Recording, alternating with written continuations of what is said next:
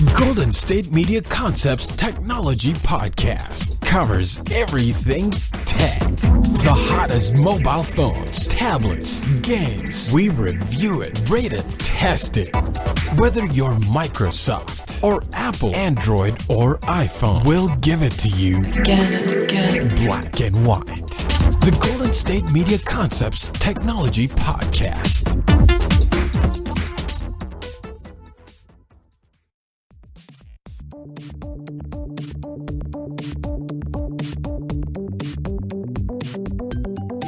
Welcome to Golden State Media Concepts Technology Podcast. I'm your host, Jonathan Charney, with Shay Northrup. And today we're going to be talking about Army Special Operations dropping Android for iOS, Mozilla to block Flash, is that about time, and atomic memory, along with riding your luggage through the airport.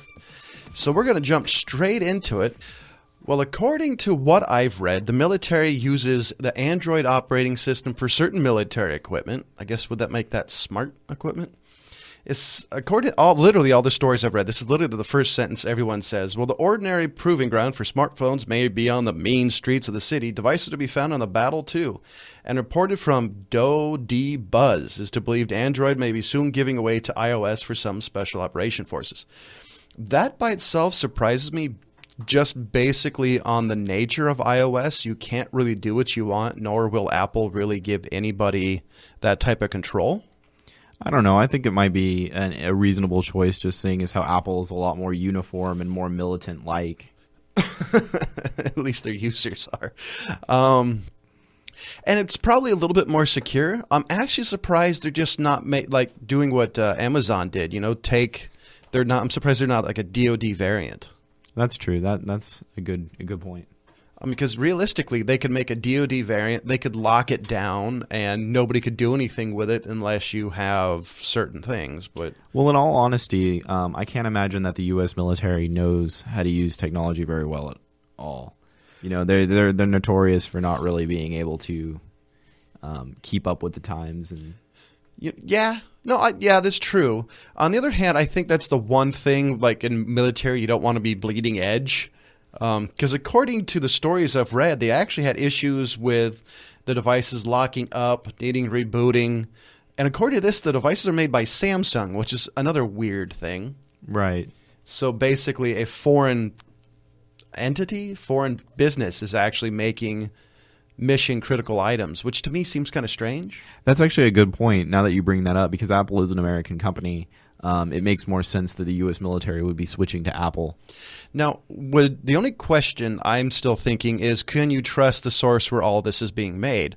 I don't think there's any Apple devices currently being manufactured in the U.S., so you still have to worry about, like spy chips or something. Like allegedly, China's been famous for doing that on certain devices. I've heard in some DoD circles, Lenovo, for example, is actually not allowed in certain areas of the Pentagon.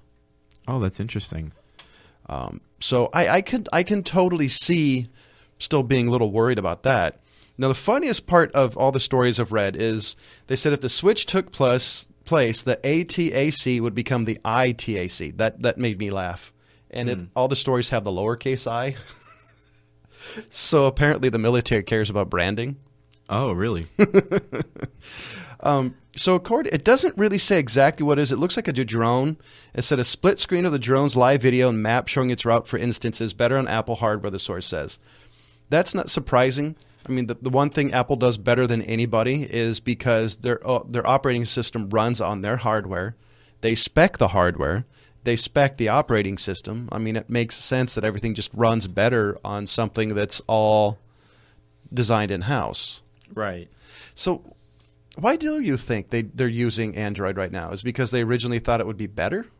I think they probably started using Android just because it's easier and more available to the public. Now we're going to switch topics a little bit. We're going to throw in a story that just actually came across the desk, as it were. Now, China has decided to block ad blocking. And here's a little bit of the copy of the law. It's Article, was it 10.5 XVI, whatever that is? Any idea? No.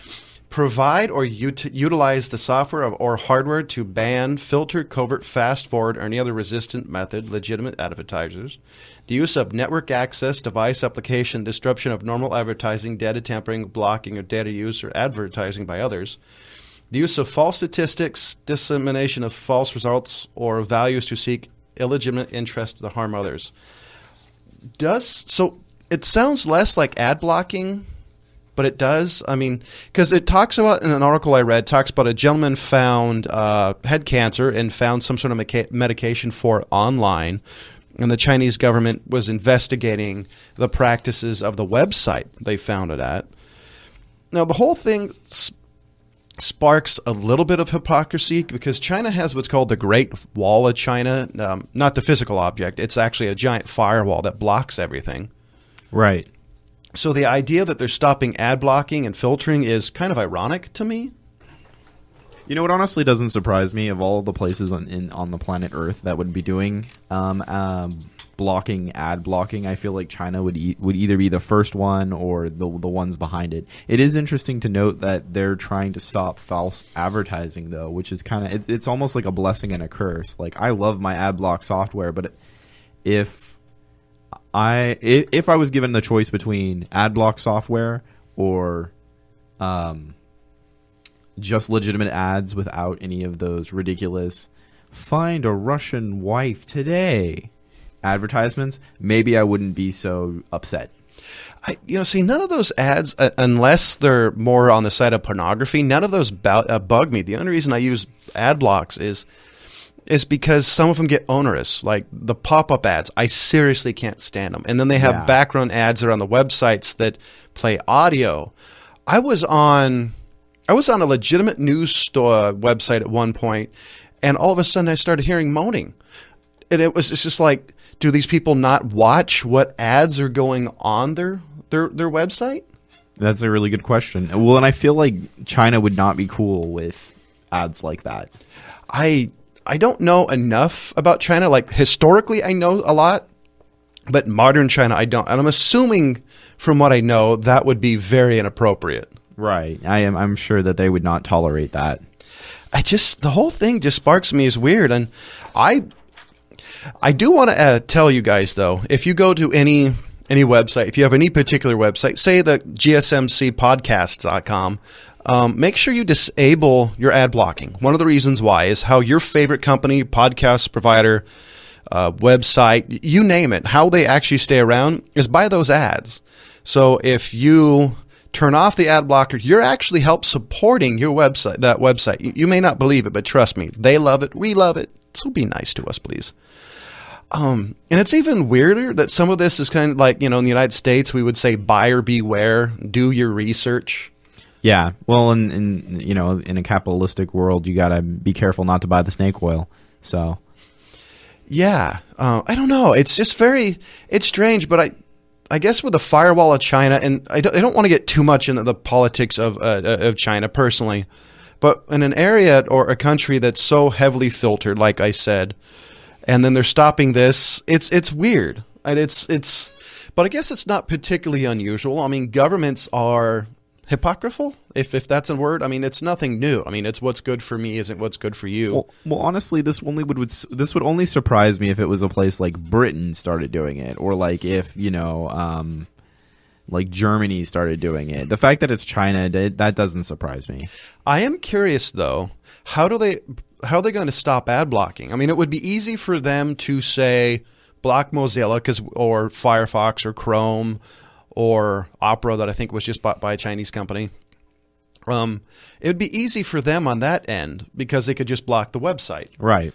But how do you block the software? Say somebody download it before the block. How do you stop that? I don't think there's any way to actually do that. So that's a good point. There's an issue to me that it's kind of like forbidden fruit. Now that they have it, it's going to get even bigger. So it seems to me that there's an issue there, unless China has their fingers in all the software and can go, we don't want you to have that. Delete. Yeah, that wouldn't surprise me either. I don't know. It's because the one thing I've also heard, it just reminds me of a story that came out years ago, and if I can find it at some point, we'll do the story. but it was about a gentleman was doing Skype with somebody in China and somehow found out that somebody was listening into their conversation. Oh, wow. That's crazy.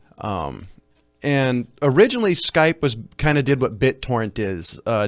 And what BitTorrent does is it's instead of downloading from one source, it uses a bunch of different sources, speeds up the download. It saves the person whose file that actually belongs to from the bandwidth.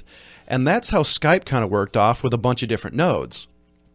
And so now that's owned by Microsoft, allegedly the servers are all in one place. So it's easier to, open the doors of the kingdom, as it were. Right. So it's just very, I know I keep saying strange, but I'm just flabbergasted that they even would attempt that. I mean, it seems like, United States trying to ban alcohol. Well, China does what China wants. This is true. This is very true. Now, we're coming up to a break. Now, after the break, we're going to be talking about another browser. Stay tuned. Tired of searching the vast jungle of podcasts? Now listen close and hear this out.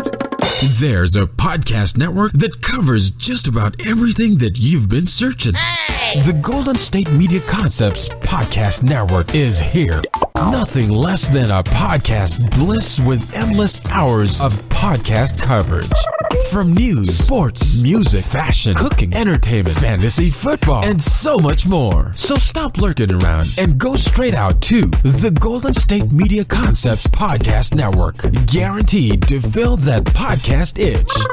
Whatever it may be. Visit us at www.gsmcpodcast.com. Follow us on Facebook and Twitter, and download us on iTunes, SoundCloud, and Google Play.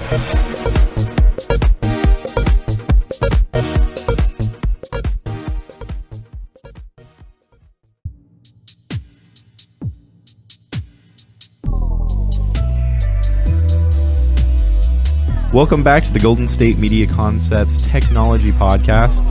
Now, right now we're going to talk about Mozilla. Mozilla is planning to block Flash in the Firefox browser. So, by starting next month and ending in 2017, Firefox is planning to stop using and supporting Adobe's Flash software. So, right now, what they're going to do is they're going to stop using the not essential to users experience Flash, so like advertisements and web pages and stuff like that aren't going to be supporting Flash anymore. And then by 2017 they're planning to just stop using Flash altogether. Now do they support Flash without the plugin? It's one of, I think they're going to even stop the plugin, if I'm correct, because I think you need the plugin to use Flash as it is right now. Because I know I'm pretty much a Chrome user, and Chrome supports Flash. I use something called Flash Block, No Flash, something like that. Mm-hmm. And pretty much what it does is it doesn't let Flash play unless you click on it. And one of the reasons people are complaining about Flash, is the fact it's a major vector for viruses right now, because the plugin, if I remember correctly, isn't updated all that often. Right. Plus the fact it's just onerous. When you can use HTML5, which plays on anything, why do you use a proprietary plugin? Right. Well, and one of the things that they were talking about is that it makes it more secure, less likely for crashes. Apparently, by getting rid of Flash, it reduces the chance of crashes by 10%. So that's really where they're planning on going. It reduces 10%. Yes, 10%. Crap. And it's also supposed to, give a better security, improve battery life, faster paced loading. It's supposed to just help the browser altogether. Hey, it's about time. I mean, the sooner we can get off some of these proprietary plugins, was it Shockwave, Flash, originally all made by Macromedia, if I remember correctly. Now, when all the browsers are pretty heavy duty and we're not using IE, I think it's about time. Right. No, we've definitely been in, and I think a lot of it too is just one of those things where, well, we've always done it that way, so that's the way we're always going to do it, and it's definitely time to move on.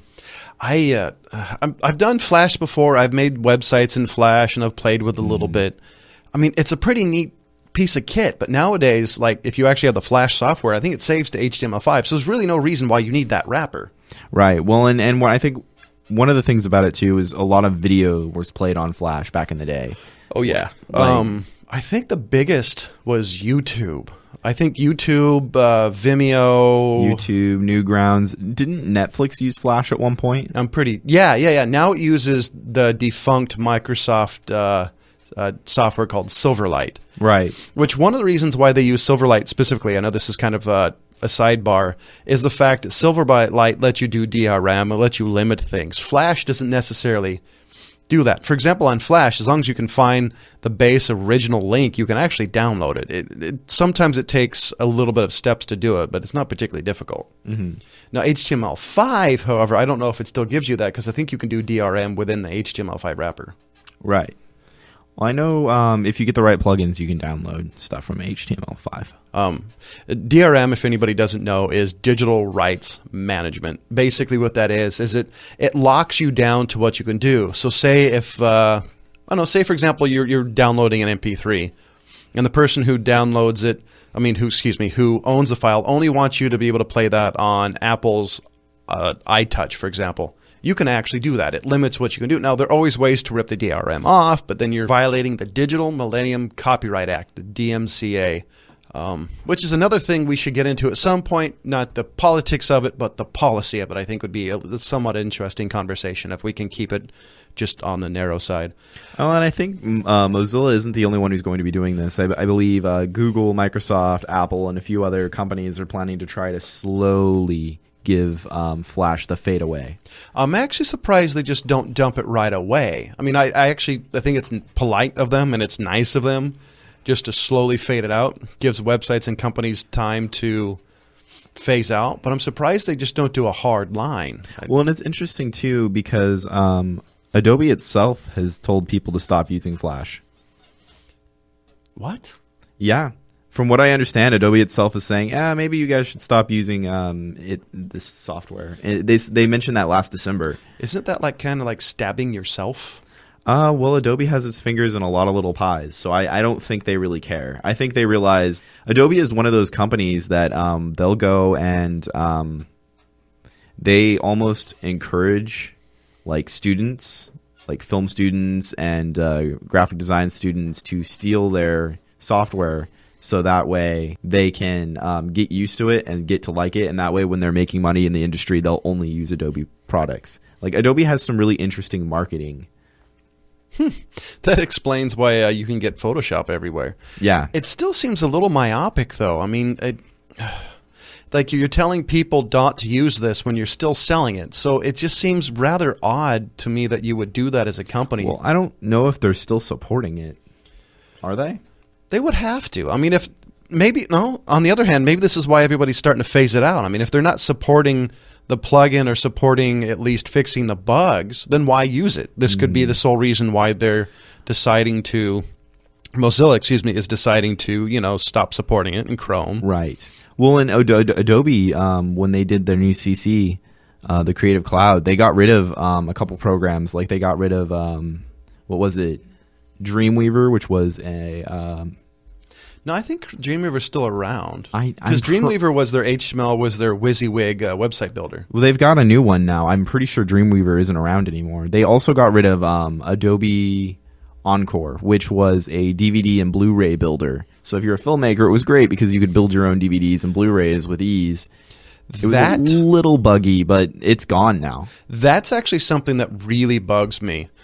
We're going to switch off to the thing he brought up because I do a lot of videos and slideshows and stuff for certain ministries. And a lot of the time when they do stuff like this, all they really want is to have a DVD and have it play. Yes. It's nearly impossible to find a decent DVD creation suite. I actually purchased one, and I if I can remember, I'll tell you next week. I purchased one just so I could give one particular friend of mine a copy of the files I made. Well, and when you're submitting films to film festivals, you need a lot of film festivals are still only taking DVDs, which some of them are a little bit behind the times.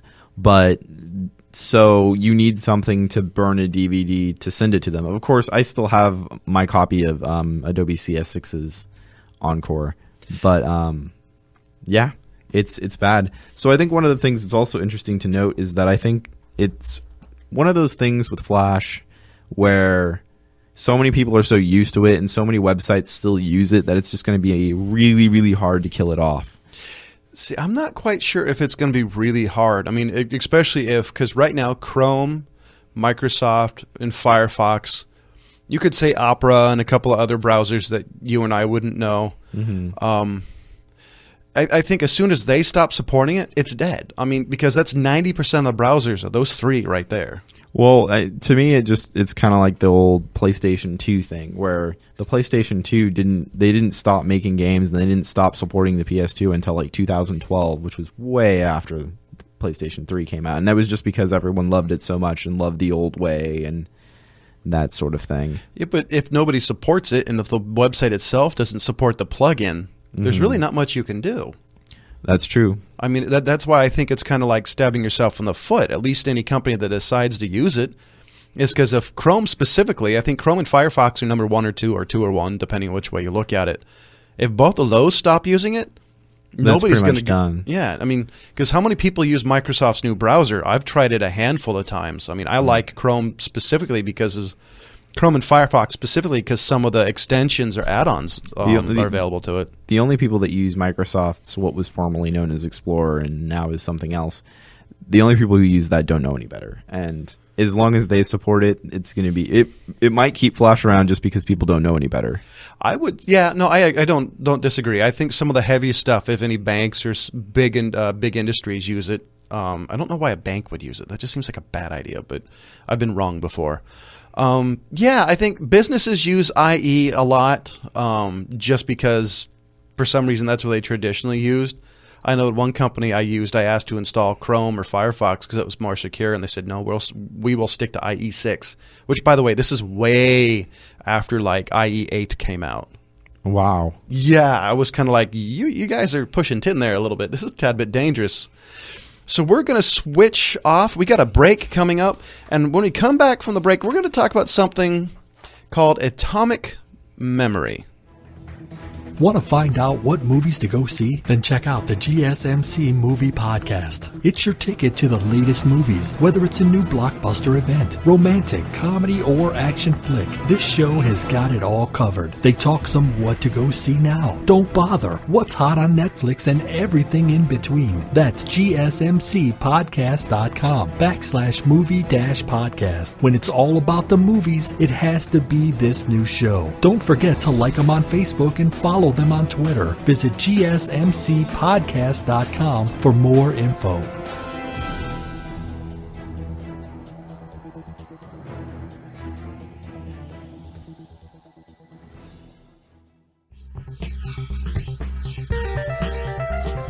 Now, please excuse me a little bit because this has to do a little bit more of science talk than I'm personally used to. So I actually put some notes down so I can get this right. So what they're doing is they created 100 micron wide, which is about the same diameter as a human hair. They made sheets of atomic memory separated from one another by 5 nanometers, or a billionth of a meter. The cube could easily store the contents of the entire Library of Congress. Was it 4 or 5 human hairs that you could literally store the entire Library of Congress? The atomic age is here, my friend. Hey, just like Fallout 4. Yeah, I know. It's great. I'm amazed by this, and I think it's time. I mean, now that SSDs have finally got to the point where you can get over a terabyte, I'd love the fact you have a small form factor hard drive that will literally store everything you've ever needed. It reminds me of the old spy movies where it's like the microchip, right? The microchip. It's the modern version of microfilm. As the world generates more data, researchers are seeking a way to store all that information in as little space as possible. The new atomic memory devices that researchers develop can store more than 500 trillibytes of data per square inch. That's 6.5 square centimeters, about 500 times more data than the best commercial hard disk currently. Now, the one question I have, and I think somewhere in my notes I put down where it says that this current technology has to be a clean room, is what's the expiration date? Because hard drives, for example, over time, they can die. CDs get bit rot. Everything that has any sort of memory was it hard drives, hard disk particularly. I think the disks can be on magnetized or something like that. Well, from what I understand, solid state drives aren't as bad. They have a pretty long shelf life. I mean, how long? See, that's what I don't know. I've just been told countless times that they're better. See, I don't know. For me, I find it a little odd, but I mean, I guess not odd, but it's strange that they say it'll last a long time, but how long is long? I mean, the technology is what, only a decade old, basically? Right, so we really don't know. I mean, if you talk about, like, for example, film, we have celluloid that's from silent film era. Now, celluloid specifically, you have to keep it in a certain temperature, in a certain room, but if you maintain it that way, it lasts pretty much forever. Right. Now, is this the same thing? If you keep it in a cool, clean room with only certain people trained people having access, will it last forever? Because I'm totally for that. I love the idea of long-term data storage, which, by the way, this is time for me again to bring up the fact that make sure you back up your data, because when your computer dies and you don't have access to, I don't know, your thesis or bank records, you're going to be sorry. So listen to the GSMC's Technology Podcast. Well, this might be a great thing. Like, if it doesn't come out to the public, which it would be really cool if that came out to the public. But if it doesn't come out to the public, it might be cool for like large data storage and that sort of thing. Like you could even run servers off of that, maybe. That would be cool. So it'd be like the Amazon cloud, except it would be Amazon's atomic cloud. Yeah, that'd be great. I'm sorry, I just can't get over that. Anytime you see atomic, it just reminds me of, like the golden age of television when atomic was said with so much glee. Mm-hmm. There's a lot of stuff that I don't completely understand, and I'm just gonna read it just because I do find it interesting. This initial part I do understand. Computers represent data as 1 to 0, binary bits known as bits that they express by flicking tiny switches like resistors. The new atomic memory devices represent each bit as 2 possible locations on a copper surface. A chlorine atom can slide back and forth between these 2 positions, the researcher explained. So this is a chemical memory. Whoa. Then, wouldn't it be? That's what it sounds like. So I guess in theory, this could last forever if it's maintained correctly. Could you imagine, like, if we were able to use this in the public, could you imagine having that much space on your computer and how small your computer would be using this technology? Like, how much further can we take this? Like, I think we're going to have to get better with heat sinks because I'm wondering if my current processor would kill my hard drive. Because I've got a Core i7. That sucker gets hot. Yeah, mine gets pretty hot too. I do love the idea of it's sci-fi. I think it was The Mote in God's Eye, written by Parnell, talks about a pocket computer, which is, say, like your cell phone now. But imagine, like my co-host said, imagine an iPhone that can store every bit of data that you've ever created. The Library of Congress, that's...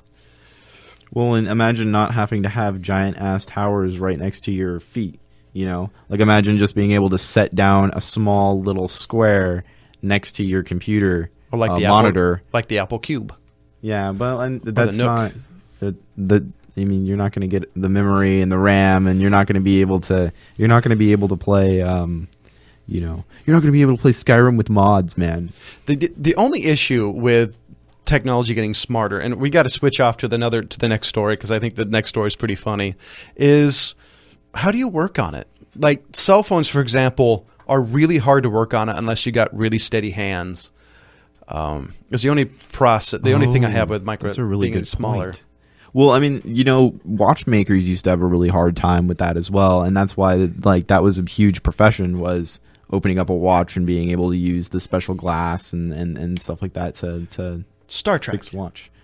What about Star Trek has these crystals. I forgot what they actually call them, but there's little thin things they pull out of like the computer terminals. Right. What about it's something like that? Instead of the computer itself getting smaller, you just drop in a little, like a breath mint sized cube into a little spot, and that becomes the hard drive. What if the computers aren't smaller? Just the memory.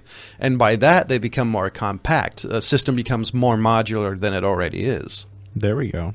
I mean, that would work for me. Now, the next story that Shay has for you, and this sounds fun. So have you ever wanted to ride around in the airport on your luggage? John? That's something specifically, no. I've never even thought about that. So there's a little company, Motobag, and Motobag? it's called the Motobag, and it's a suitcase luggage thing that you can drive around on through the airport. It goes, let's see, it can go up to 8 miles an hour. It has a 150-watt electric motor, and the bag weighs 20 pounds on its own, and it is TSA approved. But you're going to have to pay extra for that bag. Yes. And so it's TSA approved, really? It's TSA approved. The most uptight people in the universe approve something with a battery in it that possibly can explode. I'm impressed. Yes. So apparently the cost, the Motobag will cost a considerable $1,000 if you sign up to crowdfund on Indiegogo. So that's the early bird special. When it comes out, it's probably going to become a lot more expensive. And just a reminder, if you decide to crowdfund this, you might not get your bag. One of the things that Indiegogo does is they have flexible funding, which means that if you don't make all of your money, you still get to keep the money, or at least a portion of the money, and you might not end up with what you wanted. If they don't reach their goal, you might not end up getting your perk. Really? So it's different from Kickstarter, where if you don't reach your goal, you don't get any of the money. Right. No, Indiegogo will let you have some of it. And sometimes people honor their perks, but there has been numerous occasions where people do not honor the perk system. Well, I'm glad. I've actually done a couple on Kickstarter. One particular was a short film I gave money to. Oh yeah, I've done a bit of that myself, especially with short films. I've ran Indiegogos for short films. Wow.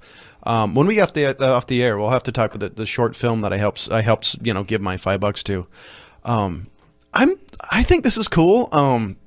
So you said 8 horsepower? So it can go up to 8 miles per hour. Oh, 8 miles an hour. And it's a 150-watt electric motor. So I can't wait to see hacks, Right. The Motobag going 30 miles an hour. Is it dangerous? It sounds fun, honestly. I can see it in the terminal, people racing. I'm almost there. Yeah, and it's kind of funny. They have a little video attached to the article that shows people riding around on it, and it looks kind of fun. I'm kind of worried about people crashing into people and running into people, and So the other thought was, when the luggage return. Mm-hmm. That's going to be a pain in the butt. You only have a few seconds to grab it. You got to try to grab a 20, 30-pound bag off a luggage return. It sounds like it would be a tad bit uncomfortable. Yeah. Well, hold on. I'm trying to get my motorized bag.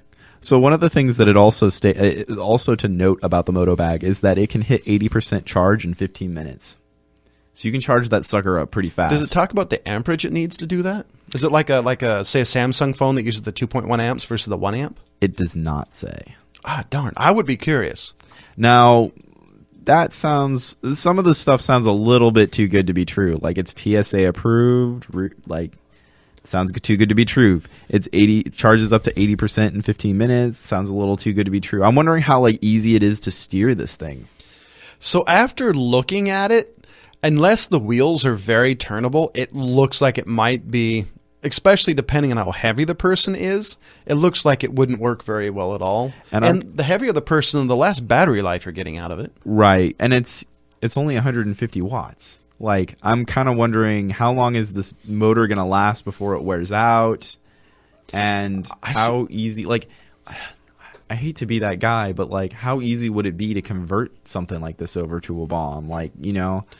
If it's using lithium ion, I don't think it would be too hard. Now, I think it would. If it was lithium ion, they would not let it on the plane. Yeah. See, so what else would it be? They're not using lead acid. It would weigh a lot more than 20 pounds. Right. I'm not sure. It does not say. See, I'm assuming so. It would be was it nickel cadmium or cadmium? The older style. Mm-hmm. It's possible. Yeah. See, I'm assuming it would be lithium ion. The other issue, on the weight issue, is this going to be, say, a woman for 110 pounds to a guy 150? Because I weigh 240. There's no way that battery is going to last as long as it says. Right. Well, and it doesn't say how long the battery is going to last, Because the video, I think, is a little specious because you take a look at it. They look like they're going really fast.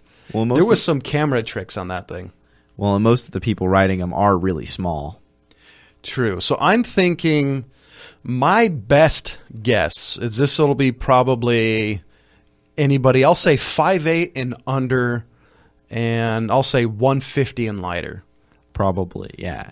Just because 150 watts is nothing.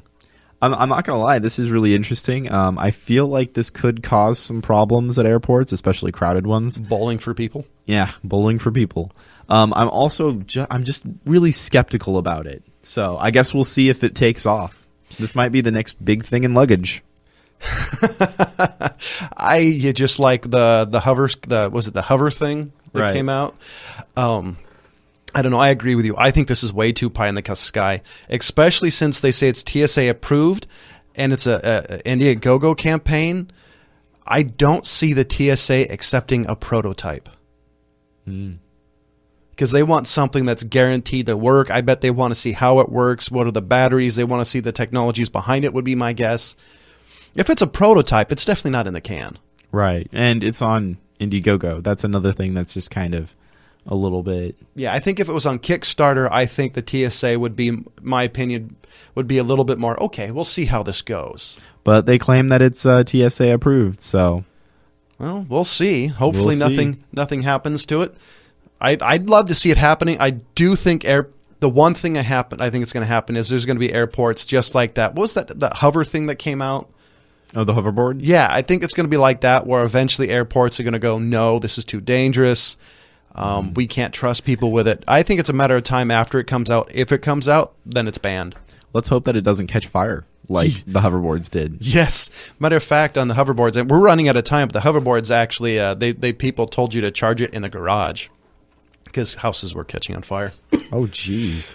Ladies and gentlemen, Shay and I want to thank you for listening to GSMC's Technology Podcast. Now, we want you to do a few things before you turn off the show. We want you to go to gsmcpodcast.com, click on the Technology Podcast, and subscribe. You can find us on iTunes and everywhere on the interwebs. Now, there are an amazing amount of shows on the GSMC network. You've got MMA, you've got sports, but we want you to subscribe to the greatest show on that network, well, which is us. And we also want you to go to Facebook and type in GSMC Technology Podcast in Facebook. This is episode 17. If you have any comments, questions, you think we're right, you think we're wrong, or do you have a story you want us to do in our next episode, we want you to post it there under episode 17. And as always, thank you for listening.